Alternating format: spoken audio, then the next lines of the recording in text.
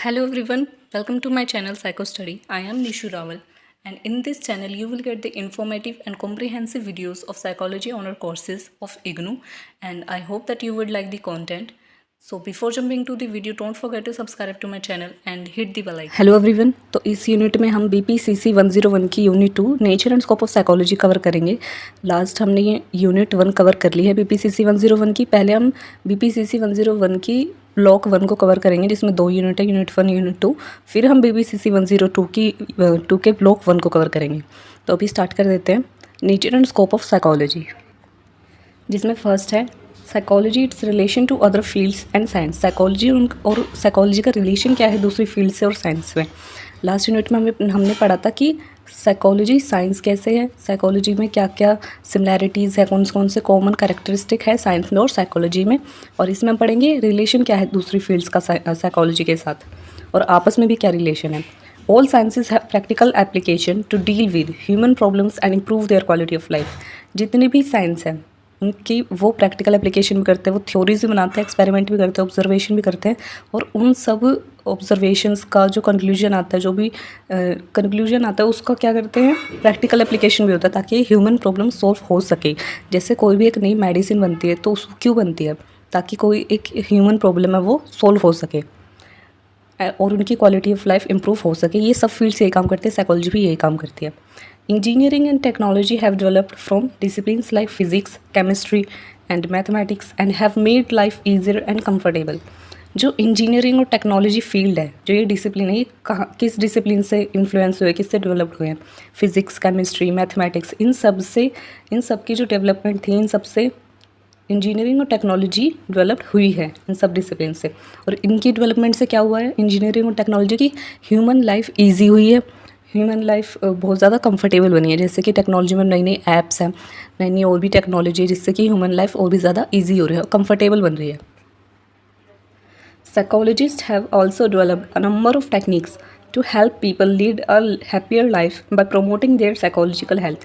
जैसे कि दूसरी फील्ड इंजीनियरिंग टेक्नोलॉजी, इससे कंफर्टेबल लाइफ मिली है लोगों को, एक ईजियर लाइफ मिली है। वैसे ही साइकोलॉजिस्ट भी क्या करते हैं, उन्होंने बहुत सी ऐसी टेक्निक्स डेवलप करी हैं जिससे कि ह्यूमन प्रॉब्लम सॉल्व हो सके, उनकी लाइफ ईजी हो सके, वो एक खुशहाल ज़िंदगी जी सकें, और उनकी साइकोलॉजिकल हेल्थ को प्रमोट करता है। जैसे कि इंजीनियरिंग और टेक्नोलॉजी हमारे जो मटेरियल कंफर्ट है, जो कि हमें मटेरियल से मिलता है, फ़ोन हो गया या फिर और भी जितनी भी टेक्नोलॉजी है, उन सब से जो हमें कंफर्ट मिलता है, वो मटेरियल कंफर्ट वो हमें इंजीनियरिंग और टेक्नोलॉजी से मिलता है।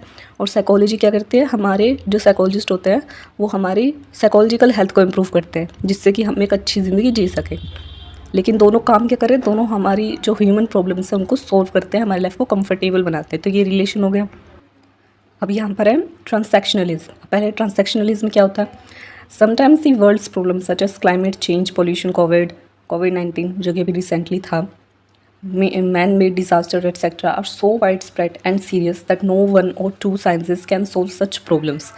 ट्रांसैक्शनलिज्म क्या है कि जब पहले हम इतना पढ़ लेते हैं कि जब एक बहुत बड़ी वर्ल्ड वाइड प्रॉब्लम होती है, समटाइम्स कुछ प्रॉब्लम इतनी ज़्यादा बड़ी होती है, जैसे अभी कोविड-19 की, वो इतनी सीरियस होती है क्योंकि सिर्फ कोई एक साइंस उसे सॉल्व नहीं कर सकती है, क्या दो science.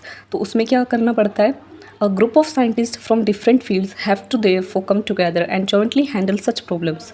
This is known as transactionalism. जब प्रॉब्लम इतनी ज़्यादा बड़ी होती है, इतनी वर्ल्ड वाइड होती है, जैसे कि कोविड थी और पोल्यूशन भी है, क्लाइमेट चेंज हो गया, फिर मैन मेड कोई भी डिज़ास्टर हो गया, तो उसमें क्या होता है कि सिर्फ एक साइंस का काम नहीं होता कि या फिर सिर्फ डॉक्टर्स का काम है या सिर्फ साइंटिस्ट का काम है इसमें कि वो इस प्रॉब्लम को सॉल्व करेंगे। नहीं, जितनी भी फील्ड्स हैं, बहुत सारी फील्ड्स को इकट्ठा होकर के जॉइंटली उन्हें इस प्रॉब्लम को सॉल्व करना पड़ता है। This is known as transactionalism. For example कि जब कोविड बहुत ज़्यादा था, लॉकडाउन भी लग गया था, तो लॉकडाउन से क्या होता है, लोग इतने ज़्यादा घर में रह रहे थे, कोविड की वजह से बीमार तो हो रहे थे, तो जितने भी डॉक्टर्स थे उनका काम क्या था, जितने लोग बीमार हैं उनको क्योर करना, उनको ठीक करना, उनका ट्रीटमेंट करना। तो मेडिकल साइंस का ये यूज़ था।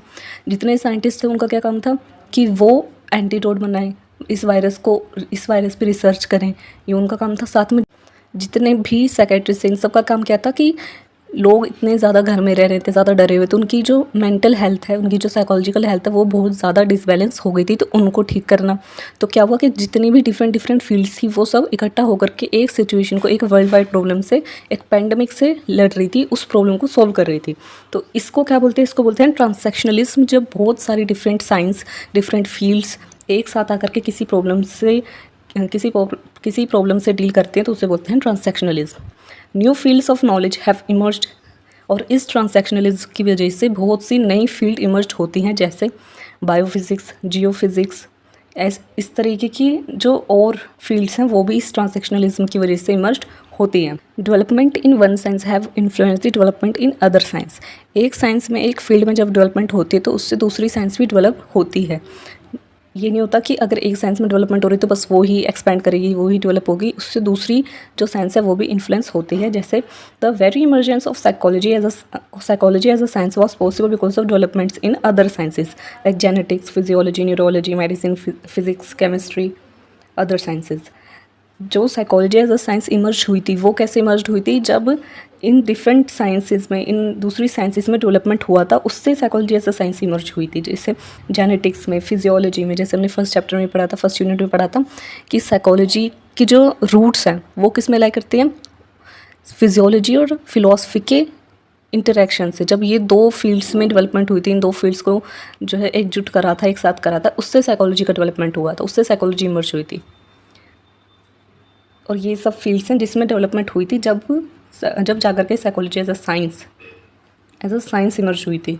जब साइकोलॉजी में भी डेवलपमेंट हुआ, उसने भी दूसरी फील्ड्स को इन्फ्लुएंस करा, दूसरी फील्ड्स में डेवलपमेंट और ग्रोथ लेकर के आया। Development in psychology have in turn influence the growth and development of other disciplines as well like sociology, anthropology, economics, management etcetera.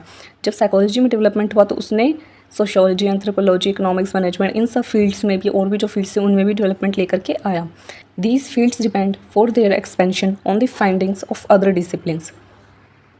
ये जितनी भी फील्ड हैं साइंस की, उन सब का एक्सपेंशन किस पे डिपेंड करता है? नए डिसिप्लिन की फाइंडिंग पे।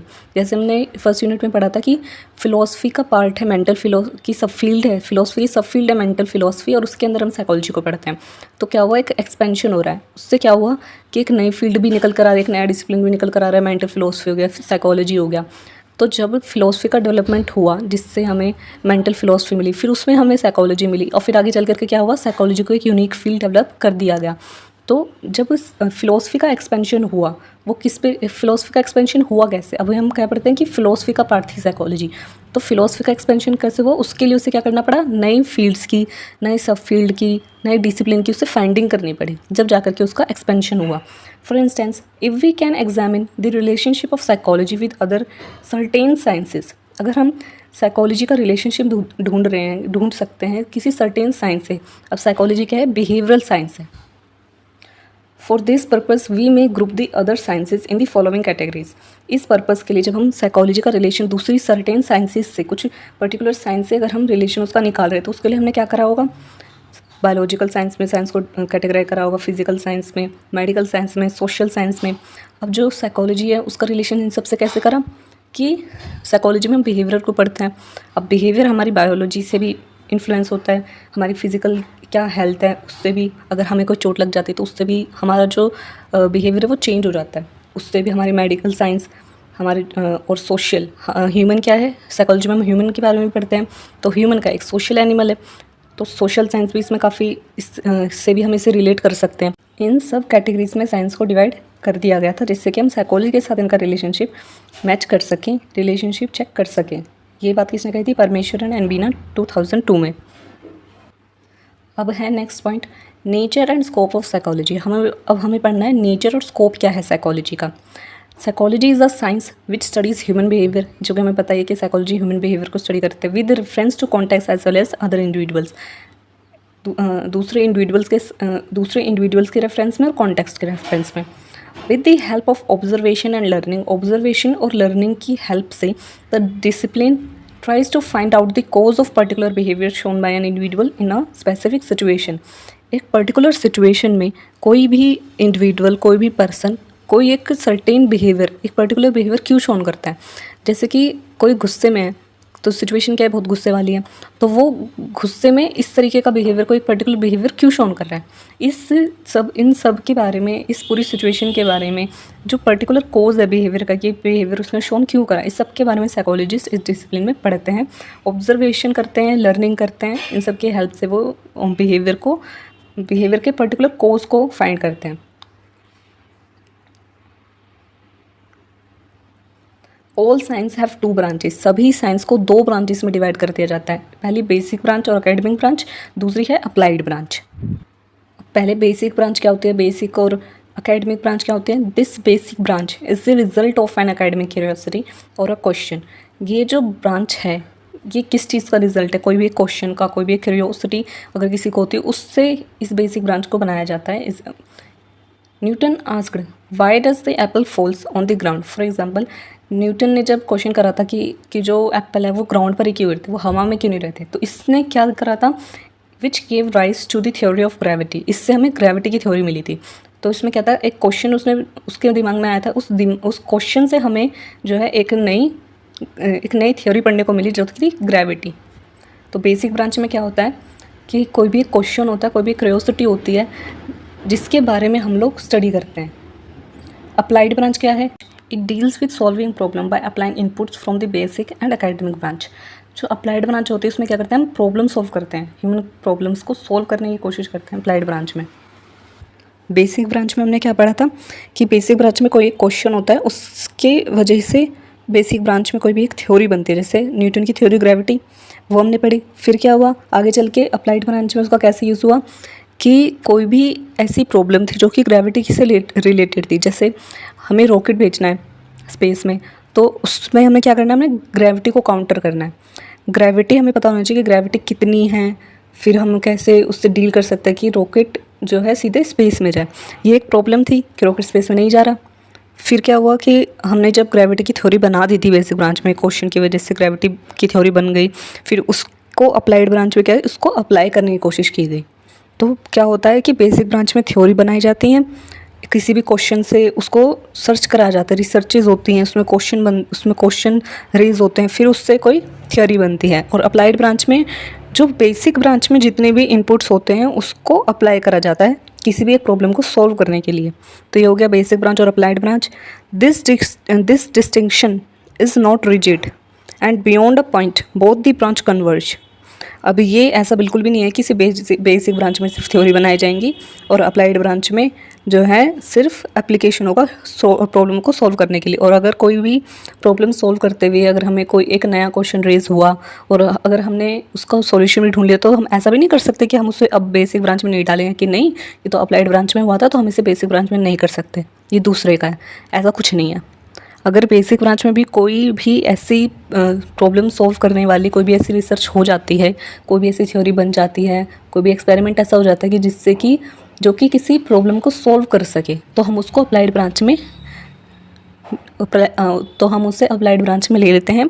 और अप्लाइड ब्रांच में अगर कोई ऐसी थ्योरी निकल कर आती है, कोई ऐसा क्वेश्चन का हमें कोई एक पुराने क्वेश्चन का जिसका आंसर हमें नहीं मिल रहा था लेकिन हम कुछ और ढूंढ रहे होते हैं, अप्लाइड ब्रांच में हम कुछ और प्रॉब्लम सॉल्व कर रहे होते हैं और उससे कुछ एक नई प्रॉब्लम भी जो थी वो भी सॉल्व हो जाती है, तो वो भी हम बेसिक ब्रांच में इंक्लूड कर लेते हैं।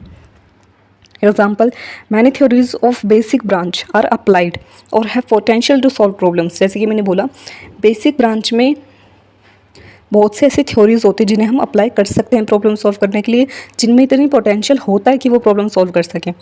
Similarly many applied branches have come up with new और सप्लीमेंट्री थ्योरीज।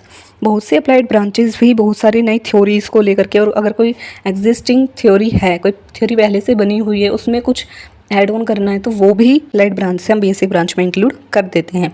तो इस तरीके से ये दो यूनिक फील्ड्स भी हैं, दो अलग फील्ड्स भी हैं, दो ब्रांचेस में साइंसेस को, जितने भी साइंस हैं उनको उनकी दो ब्रांच ये होती हैं, बेसिक ब्रांच और अप्लाइड ब्रांच, लेकिन ये दोनों साथ में कन्वर्ज भी करते हैं।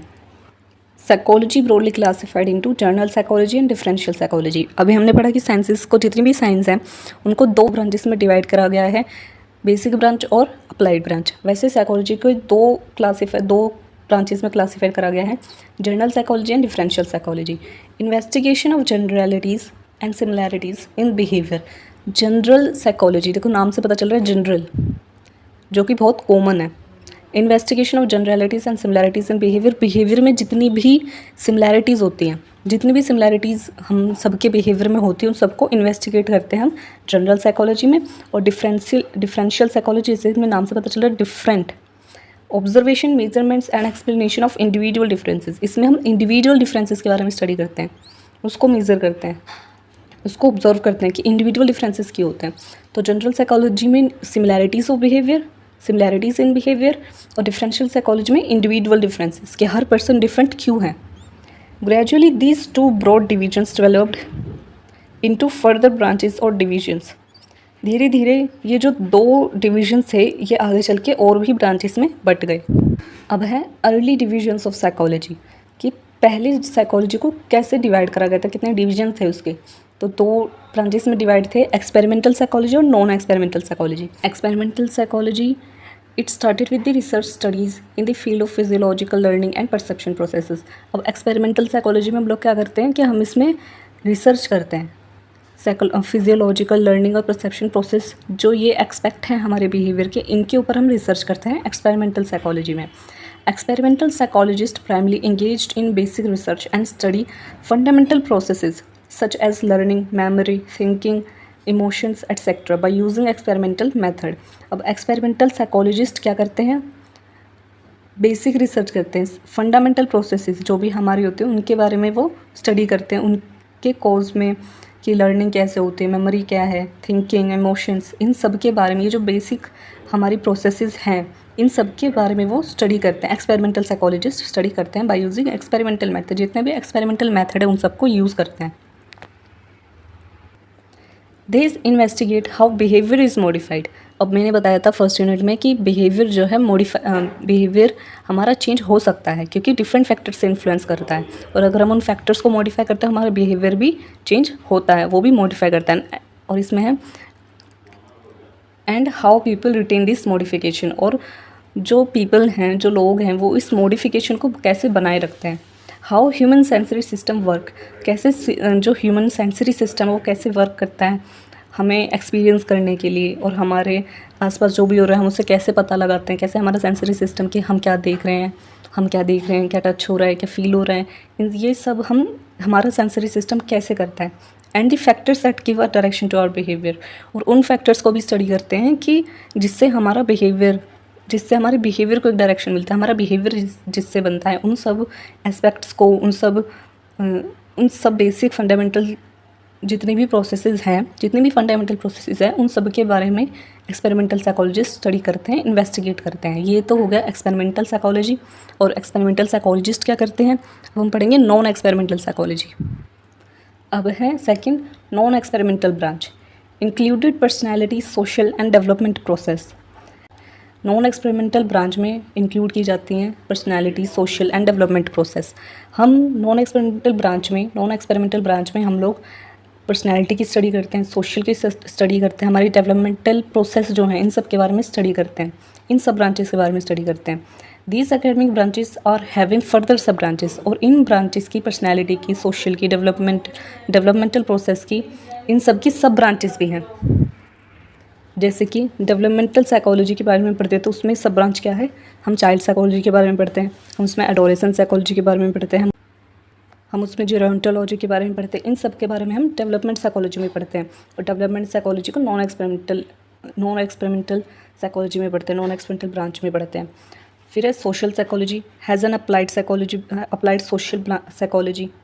अब सोशल साइकोलॉजी में क्या है, अप्लाइड सोशल साइकोलॉजी एक ब्रांच है which give rise to an applied field called organisational psychology. और सोशल साइकोलॉजी की जो ब्रांच थी अप्लाइड सोशल साइकोलॉजी, उससे हमें क्या एक नई फील्ड मिली, ऑर्गेनाइजेशनल साइकोलॉजी, इसके बारे में भी हम नॉन एक्सपेरिमेंटल ब्रांच में पढ़ते हैं। Applied fields have also lead to development of many theories. Example application of theories of motivation to organisations has resulted in many work motivation theories. अब जो ये अप्लाइड फील्ड्स हैं, अब जो भी पर्सनैलिटी, सोशल, डेवलपमेंटल प्रोसेसेस है, developmental ये psychology है, ये सब क्या है, अप्लाइड फील्ड्स हैं।